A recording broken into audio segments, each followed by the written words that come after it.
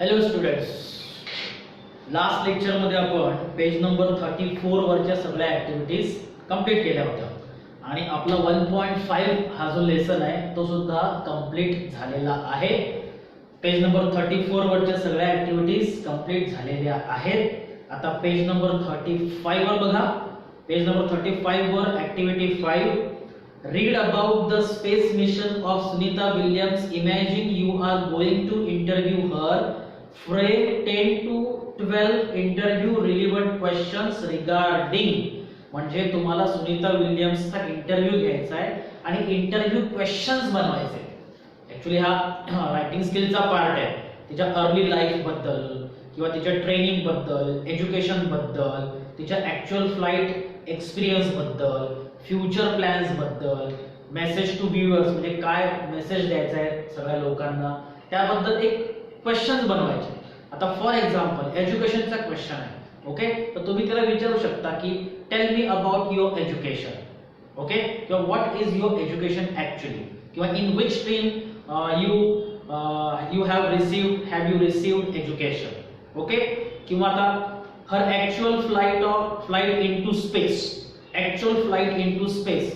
मग तुम्ही त्याला विचारू शकता की what is your experience about actual flight into space, किंवा how was your experience about actual flight into space. अशा प्रकारचे क्वेश्चन्स आपल्याला बनवायचे. ते आपण रायटिंग स्किलच्या टॉपिकला घेऊया. ओके, ऍक्टिव्हिटी 6 बघा आता. Describe in your notebook the challenges you faced while learning to ride a bicycle or swimming or any skill. Take hints from the web to complete your write-up. Describe in your notebook. आता challenges लिहायला सांगितलं. challenges काय? Learning bicycle. आता learning bicycle मध्ये काय काय लागतं बाबा? कॉन्फिडन्स आहे, रिस्क आहे, डेअरिंग आहे, फिअर आहे, पेशन्स आहे, हार्ड वर्क आहे. अशा वेगवेगळे चॅलेंजेस आहेत की जे आपण फेस करू शकतो. सातवा जो ऍक्टिव्हिटी आहे, सातवी ऍक्टिव्हिटी प्रोजेक्टची ऍक्टिव्हिटी, ती वाचून काढा. त्याच्यामध्ये काही हे नाही. पुढची ऍक्टिव्हिटी महत्त्वाची, language study. Language study is a activity of grammar. ग्रामरची ऍक्टिव्हिटी आहे, नीट लक्ष द्या. There are words that have the same pronunciation but differ in spelling. Same pronunciation, different in meaning. Same pronunciation, different in meaning म्हणजे काय? उच्चार सारखा, spelling वेगळं. उच्चार सारखा, स्पेलिंग वेगळं. They are called homophones. या शब्दांना काय म्हणायचं? Homophones. Homophones, pronunciation same, spelling different. लक्षात ठेवा. फॉर एक्झाम्पल फेअर, फेअर बघा, एक्झाम्पल तुम्हाला दिलेला आहे. FAIR फेअर आणि दुसरा शब्द FARE फेअर. आता हा फेअर म्हणजे काय?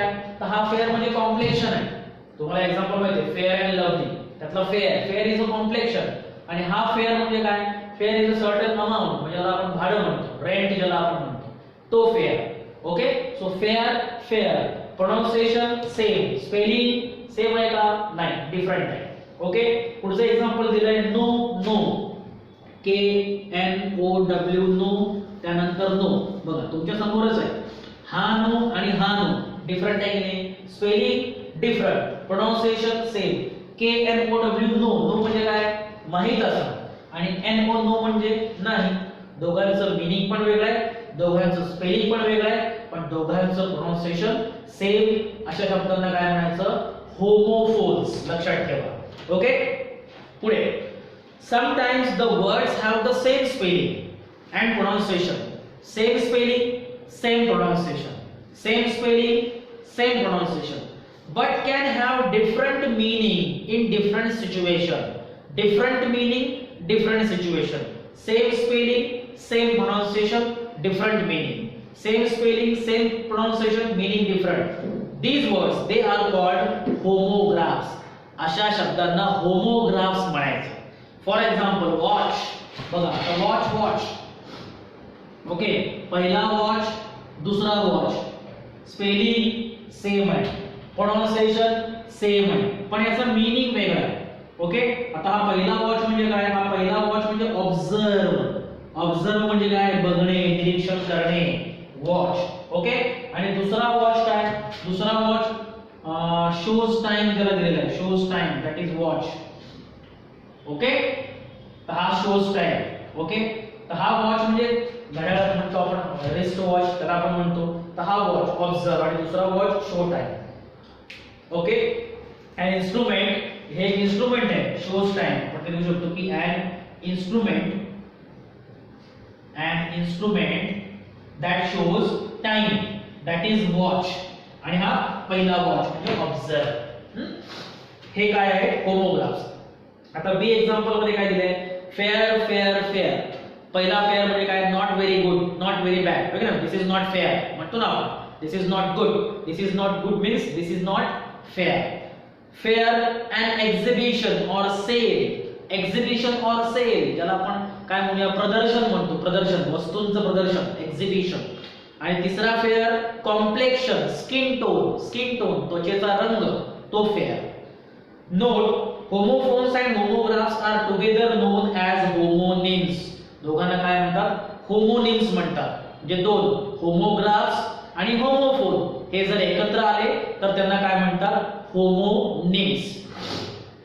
Give the homophones of the following. आता खाली तुम्हाला वर्ड्स दिले, त्या वर्ड्सचे तुम्हाला होमोफोन्स द्यायचे. ओके, होमोफोन्स म्हणजे काय की जे प्रोनाउन्सिएशन सेम आहे, स्पेलिंग डिफरंट आहे. प्रोनाउन्सिएशन सेम आहे, स्पेलिंग डिफरंट आहे. जसं पहिला वर्ड आहे ब्ल्यू, BLUE. आता या BLUE चा होमोफोन आहे ब्ल्यू, BLEW. हा ब्लोचा पास्ट टेन्स आहे ब्ल्यू, लक्षात ठेवा. ब्ल्यू ब्ल्यू स्पेलिंग वेगळं आहे, त्यानंतर मीनिंग पण वेगळं आहे. हा ब्ल्यू म्हणजे कलरचा ब्ल्यू आणि हा ब्ल्यू म्हणजे वाजवला, अशा अर्थाने. म्हणजे हा जो ब्लू आपला क्रियापद आहे त्याचा हा पास्ट टेन्स आहे ब्ल्यू. ओके, त्याच्यानंतर दुसरा वर्ड आहे बेअर, BEAR बेअर. आणि दुसरा BERE बेअर. ओके, बेअरफूट म्हणतो, अनवाणी पाय. आणि हा बियर, सहन करणे. बेअर ऍक्च्युअली बियर नाही, बेअर. बेअर बेअर स्पेलिंग वेगळं आहे. हा बेअर सहन करणे, हा बेअर. त्याच्यानंतर बीट, BEET बीट आणि BEAT बीट. ओके, तर हा बीट, बीटरूट ज्याला आपण बीट म्हणतो, आणि हा बीट, बीट म्हणजे मारणे, BEAT. स्पेलिंग वेगळं आहे, प्रोनाउन्सिएशन सेम आहे. पुढचा वर्ड आहे टू, TO आणि TOO, टू टू. आता हा टू काय, हा टू प्रेपोजिशन आहे. आणि हा TOO टू काय, हा वर्ड आहे टू मच म्हणतो ना आपण, टू मच, अति, खूप जास्त, त्यातला हा टू. ओके, त्याच्यानंतर सन, सन हे तर एकदम सोपं आहे. सन आणि सन याचा अर्थ सांगायची गरज नाही. Very good. पुढे पेज नंबर 36 वर या. आता पेज नंबर 36 वर पुढची activity. Next activity, find from the lesson that homophones of the following. आता होमोफोन्स आहेत जे तुम्हाला लेसन मधून फाइंड आउट करायचे. हा लक्षात ठेवा, लेसन मधून होमोफोन्स फाइंड आउट करायचे आहेत. First CSEE. ओके, SEEC आणि SEAC. बघा दोघांचा अर्थ वेगळा आहे. सो इकडे तुम्हाला वर्ड दिलाय सी आणि त्याचा होमोफोन आहे सी. त्याच्यानंतर दुसरा वर्ड आहे वुड, WOOD लाकूड. आणि धड्यातला वर्ड आहे वुड. हा वुड काय माहिती तुम्हाला, हा ऑक्झिलरी आहे, मॉडल ऑक्झिलरी. आणि हा वुड म्हणजे लाकूड. तिसरा जो वर्ड आहे, तिसरा वर्ड आहे पीस, PEACE पीस. आणि PECE पीस, हा पीस म्हणजे शांत काढणं आपण म्हणतो. आणि PIECE पीस म्हणजे तुकडा. त्याच्यानंतर थ्रू, THREW थ्रू, त्याला वर्ड आहे through, through through. Okay, THROUGH. त्याच्यानंतर देअर राहिला, देअर, THERE देअर आणि THEIR देअर. याच्यामध्ये बरेच जण मिस्टेक करतात की हा देअर आणि तो देअर हा वेगळा असतो, हे लक्षात घ्या. There, there is a demonstrative. There आणि देअर त्यांचा हा प्रोनाउन आहे आणि हा डेमॉन्स्ट्रेटिव्ह वर्ड आहे. गो देअर म्हणतो ना आपण, गो देअर तिकडे. देअर म्हणजे तिकडे आणि हा देअर म्हणजे त्यांचा. त्याच्यानंतर पुढे नॉट शब्द बघा, नॉट, KNOT, नॉट आणि नॉट. आता कॅन होती, नॉट म्हणजे काय, त्याला आपण गाठ म्हणतो, दोरीला गाठ मारली ती गाठ, आणि नॉट नाही हे तर तुम्हाला माहितीच आहे. ओके, वोन, वोन, WON वोन, आणि ONE वन, वन वन, हा वोन विनचा पास्ट टेन्स आहे वन, आणि हा वन म्हणजे एक. म्हणजे अशा प्रकारे आपण याला होमोफोन्स बोलूया की हे होमोफोन्स तुम्ही लिहू शकता. पुढच्या ऍक्टिव्हिटीकडे जाऊ. Activity B, explain how the underline homographs differ in meaning.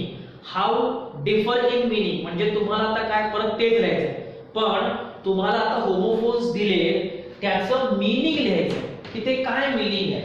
Okay, जसं आता पहिल्या एक्झाम्पल मध्ये ए आणि बी मध्ये दोन वर्ड आहेत, सॉ. ओके, दोन्ही वर्ड होमोग्राफ आहेत, होमोफोन नाही आहेत, होमोग्राफ आहेत. सॉ. ओके, SAW सॉ, SAW सॉ. तुम्ही म्हणाल सेमच आहे, मीनिंग वेगळं कसं काय आहे. पहिलं काय बघा, he saw his two brothers. हा जो पहिला सॉ आहे, हा पहिला सॉ म्हणजे सी चा पास्ट टेन्स आहे, SEE. म्हणजे बघणे, त्याने बघितलं, त्याने पाहिलं. He saw his two brothers. आणि दुसरा जो सॉ आहे, the wood cutter cut the weak branch of his sharp saw. Okay, आता दुसरा जो सॉ आहे SAW सॉ, तो म्हणजे हॅकसॉ असतो ना, हॅकसॉ ब्लेड, किंवा सॉ म्हणजे एक प्रकारचं काय म्हणूया आपण, शार्प कटिंग इन्स्ट्रुमेंट त्याला म्हणू शकतो. It is a sharp cutter, मग त्याला शार्प कटर म्हणू शकतो तुम्हाला. दुसरा जो सॉ आहे तो आहे शार्प कटर, आणि पहिला जो सॉ आहे तो सी चा पास्ट टेन्स. म्हणजे पहिला जो आहे तो वर्ब आहे, त्याला वर्ब म्हणायला हरकत नाही. पहिला इथे क्रियापद आहे आणि दुसरा इथे नाउन आहे. नाउन म्हणजे नाम, म्हणजे शार्प कटर कशाला तरी म्हटलंय ना, म्हणून दुसरा सॉ म्हणजे शार्प कटर आणि पहिला सॉ म्हणजे सी चा पास्ट टेन्स. ओके, तर अशा प्रकारे तुम्हाला डिफरंट मीनिंग लिहायचे. तुम्हाला आता वर्ड सेम आहे कारण हे होमोग्राफ्स आहेत. होमोग्राफचं स्पेलिंग सेम असतं, होमोग्राफचं प्रोनाउन्सिएशन सेम असतं, फक्त मीनिंग डिफरंट असतं. दुसरा एक्झाम्पल बघा, the bird injured his wings and he lives in the sea wing of the building. Wing, पक्षाचा विंग, बिल्डिंगचा विंग. तुम्हाला सहज सांगता येईल की पक्षाचा जो विंग आहे, wing is an organ, body part of the bird.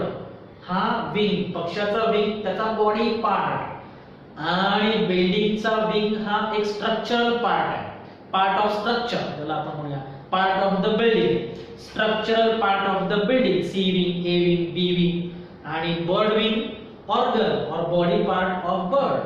Okay, third, तिसरा example, the aeroplane will land at 9 PM.